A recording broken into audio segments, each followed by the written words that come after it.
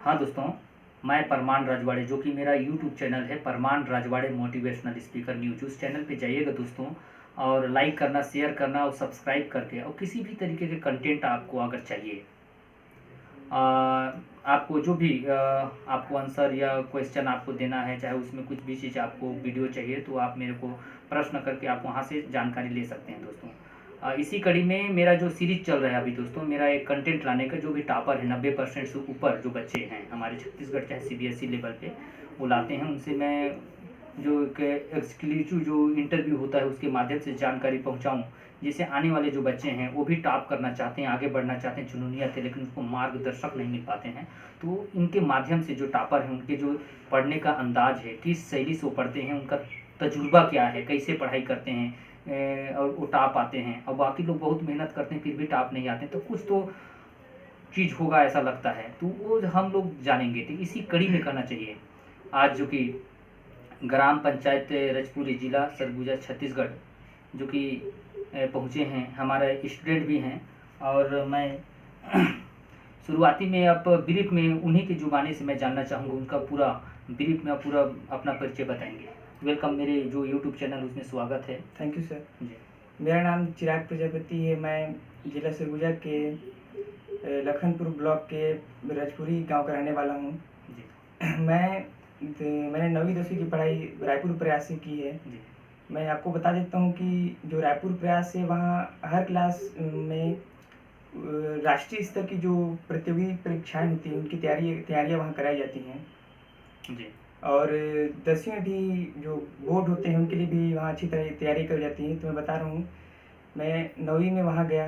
जी 9वीं और 10वीं भर हम लोग को एनटीएससी जो एक राष्ट्रीय प्रतिभा खोज मतलब जी एग्ज़ाम होता है, जी उसकी तैयारी करवाई गई थी। जी और उसके बाद नवंबर तक हम लोग सीजी बोर्ड शुरू नहीं किए थे। जी हम लोग 10वीं के नवंबर तक लगभग उसी की पढ़ाई की और उसका एग्ज़ाम दिया। जी फिर उसके बाद जो दीपावली की छुट्टी आती है उसके बाद घर आए। फिर उसके बाद जब हम गए तो वहाँ उसके बाद हम लोग ने बोर्ड की तैयारी की। तो मैं बता देता हूँ कि मैं मैथ्स की जो बुक होता है उसको लगभग मैं 2-3 बार बना चुका था, जी पूरा।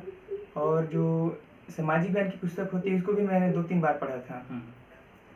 और हिंदी, इंग्लिश और बाकी सभी सब्जेक्ट की मैंने अच्छे से तैयारी की थी। और साइंस की बुक को भी मैंने 2-3 बार पढ़ा था। तो मेरी बोर्ड के लिए अच्छी तैयारी हो गई थी। लेकिन समय मतलब बहुत कम था, जैसे नवंबर के बाद गए, फिर दिसंबर, जनवरी, फरवरी, तो काफ़ी मुश्किल होता है। लेकिन फिर भी तैयारी अच्छी हो गई थी।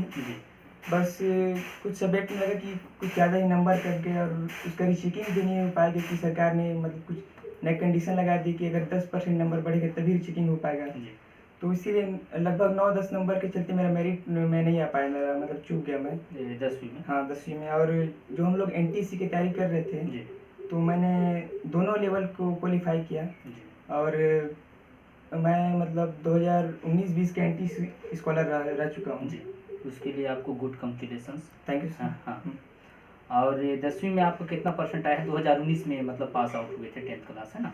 मेरा 10वीं में 94.8% था। अच्छा, तो ये मैं जानना चाहूँगा आपसे कि शुरुआती में आपका जो पढ़ाई स्टार्ट हुआ क्लास 1 से या KG 1 से, तो वो शुरू से बताइए कौन से स्कूल से प्रारंभ हुआ, और आपका शिक्षा दीक्षा परवरिश आपका जो कि परिवार का जो पृष्ठभूमि है वो बताइए थोड़ा सा, हमारे दर्शकों को जो जानना चाहते हैं उसको नहीं जानना चाहते हैं। KG 1 से लेके 8वीं तक मैं लखनपुर के सरस्वती शिशु मंदिर में पढ़ा हूँ। जी जी। हम लोग बस से आना जाना करते थे, जो लोकल बसें होती है उससे रजपुरी से जाते हैं। रजपुरी से जाते थे। हाँ। और मेरे पापा किसान हैं, माँ भी मतलब घर के ही काम करती हैं। अच्छा। मतलब कोई जॉब नहीं है, कोई बस ऐसे ही साधारण किसान है गाँव में रहने वाले। मेरे परिवार में भी मेरे दादाजी भी हैं, और बहुत मतलब सभी लगभग किसी कृषि कार्य हम लोग का मुख्य कहना चाहिए कि अगर जो बैकग्राउंड करना चाहिए तो कृषि से प्लस आपका जो मध्य वर्गीय परिवार से बिलोंग करते हैं। और सर्वप्रथम आपको हम लोग पढ़ाए भी हैं, है ना? और सडनली क्या है कि हमारे सरस्वती शिशु मंदिर के जो प्रधान जो आचार्य जी हैं, तिवारी सर हैं, ममता दीदी जी हैं, दिनेश पांडे आचार्य जी थे, और कहीं ना कहीं कोचिंग पढ़ाते थे हमारे श्री राम प्रताप सोनवानी जी भी।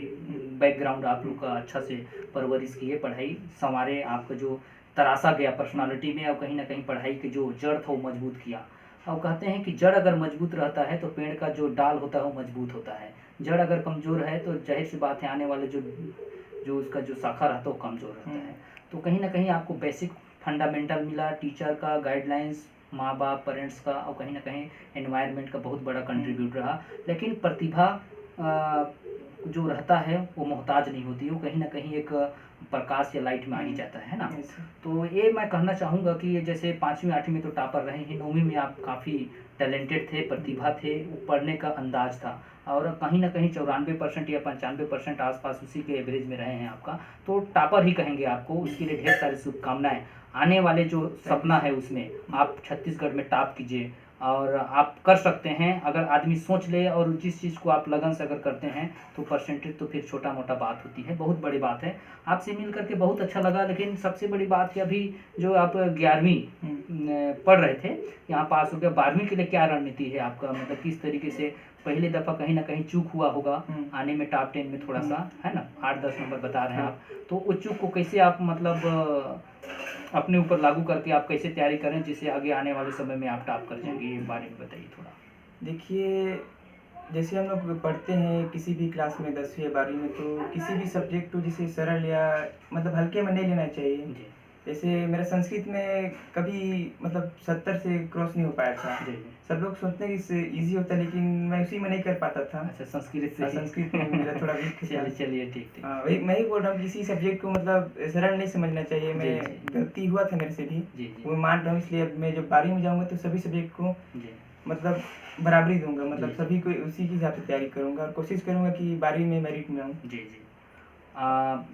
बहुत लोग बताते हैं और सुनते भी हैं अखबार के माध्यम से, न्यूज़ के माध्यम से, सोशल मीडिया के माध्यम से, कि लोग जो टॉपर करते हैं, चाहे आप ऑल ओवर छत्तीसगढ़ हैं जिसमें से बड़ा बड़ा शहर हैं, रायपुर, भिलाई, दुर्ग, अंबिकापुर, बिलासपुर, इसमें से बहुत सारे पढ़ने वाले हैं, कोचिंग भी करते हैं, गाइड मार, लेकिन टॉप में नहीं आ पाते हैं। तो कहीं ना कहीं आप आए या उस रेंज में हैं आप, है ना। तो कहना चाहिए पढ़ाई का जो अंदाज होता है, लोग बताते हैं कि टॉप करते हैं संभावना, जो कि 10 घंटा, 12 घंटा, 15 घंटा, 18 घंटा यहाँ तक पढ़ते हैं, तो वही लोग टॉप करते हैं। या जो कम पढ़ के भी टॉप करते हैं, तो आपका क्या है, किस तरीके से आप पढ़ाई करते हैं, आपका जो पढ़ने का तरीका क्या है? लोग सुन रहे हैं तो वो भी जानना चाहते हैं कि टॉपर हैं भैया तो कैसे पढ़ाई कर रहे हैं, उनका पढ़ने का अंदाज क्या है, कितना घंटा पढ़ते हैं या किस हालात में पढ़ते हैं, उसको किस तरीके बताइए थोड़ा। देखिए, मैं बता देता हूँ कि जैसे 12 घंटा, 15 घंटा मतलब पढ़ने के लिए तो पढ़ देंगे, लेकिन समझ में कितना आता है वो ज़रूरी होता है।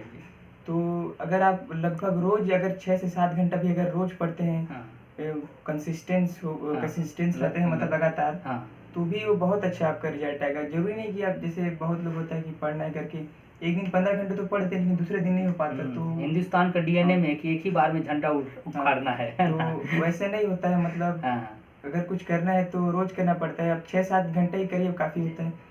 मैं भी जब से पढ़ा हूँ, मतलब वहाँ जाने के बाद, तब से 7-8 घंटे रोज़ पढ़ता हूँ। एवरेज बता रहा हूँ, लगभग उतना ही रहता है, कभी कम हो जाता है, कभी ज़्यादा।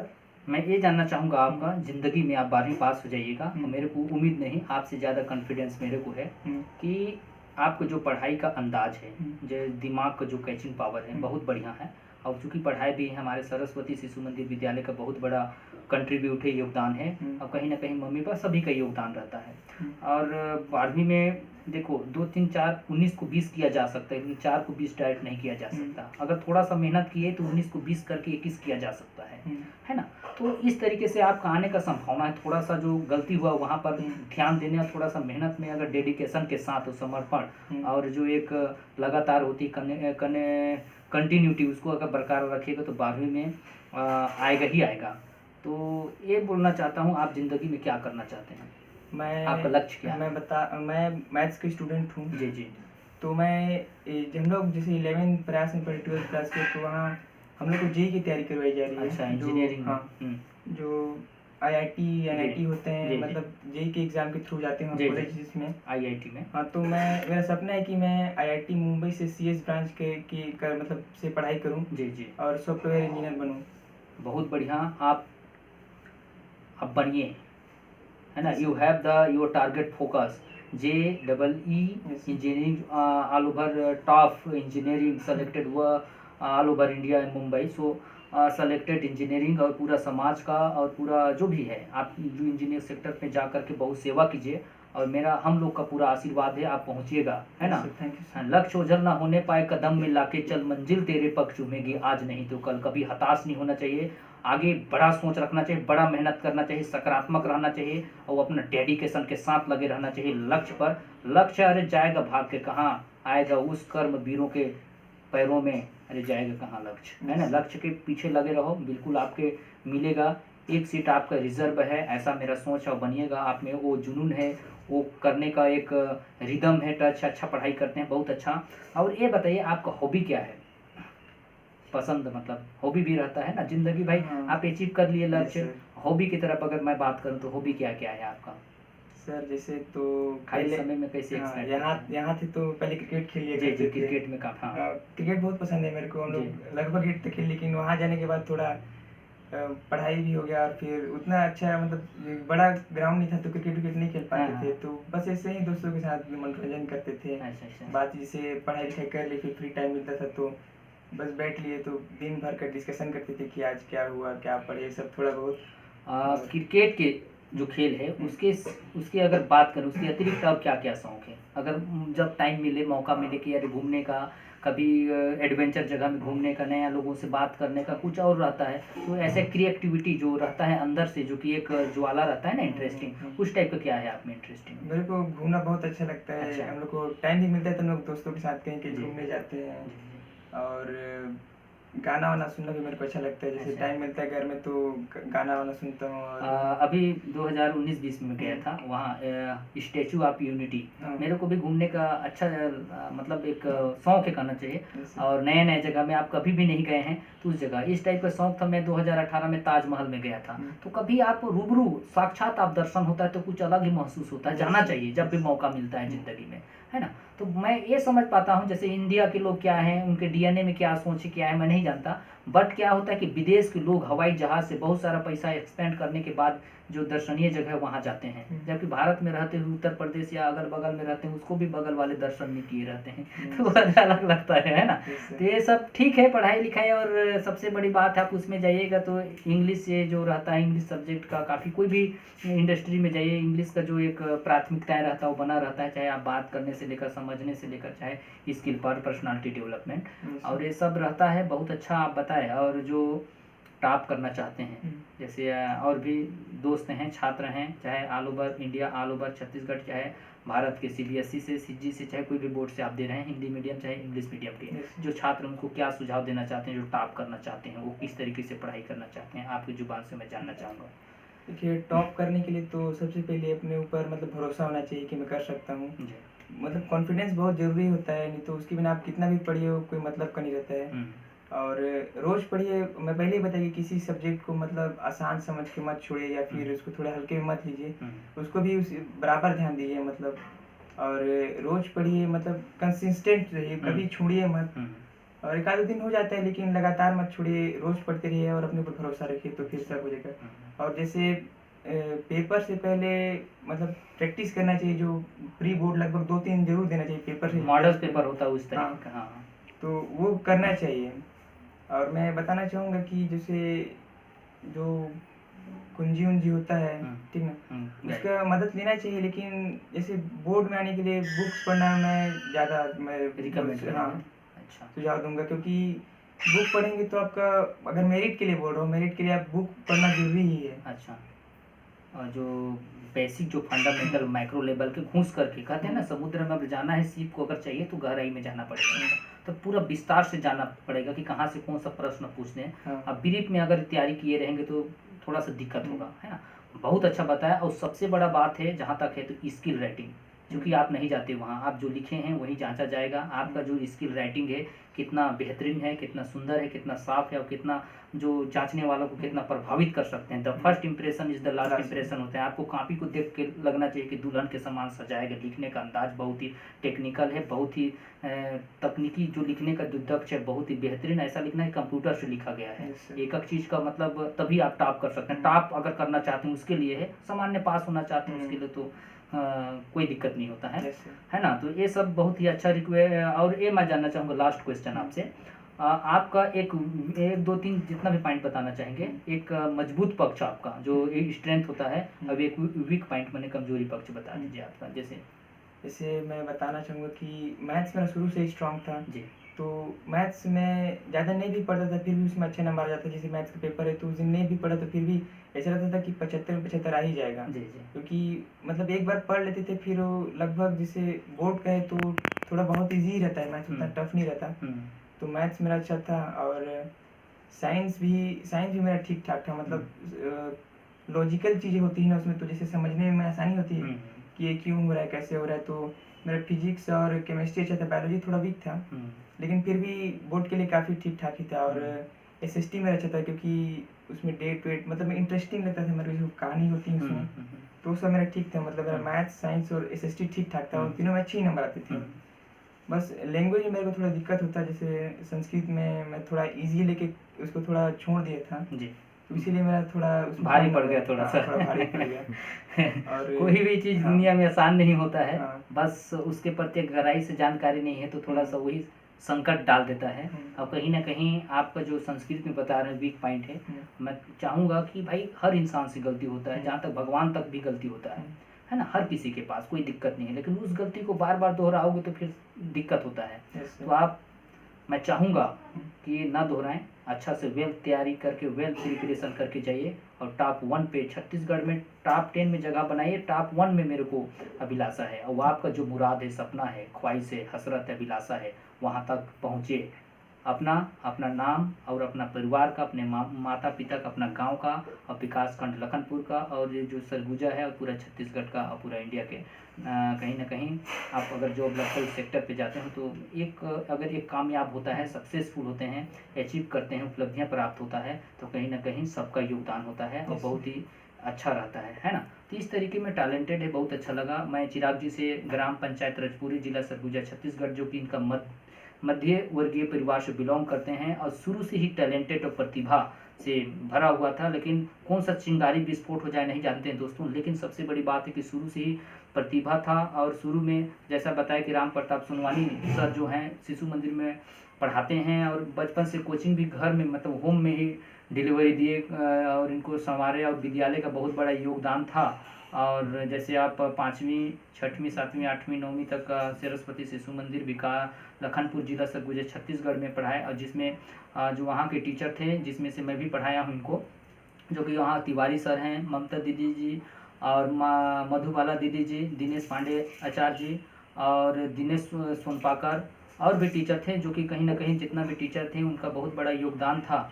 और आज इंक्लूसिव इंटरव्यू ले रहा था, जो कि स्किल डेवलपमेंट के साथ किस तरीके से आप टॉप करना चाहते हैं। मेहनत के बगैर आप आगे नहीं बढ़ सकते, लेकिन मेहनत के साथ लक और आपका एटीट्यूड, आपका सोच, आपका पढ़ने का कनेक्टिविटी, ये सब सारी विधा हैं टॉप करने के लिए। और इस विधा पे अगर कोई भी सरोकार करते हैं, इस रिदम में अगर इसी तरीके से अगर पढ़ाई करते हैं तो आप भी टॉप के उस ऊंचाई तक आप रहेंगे।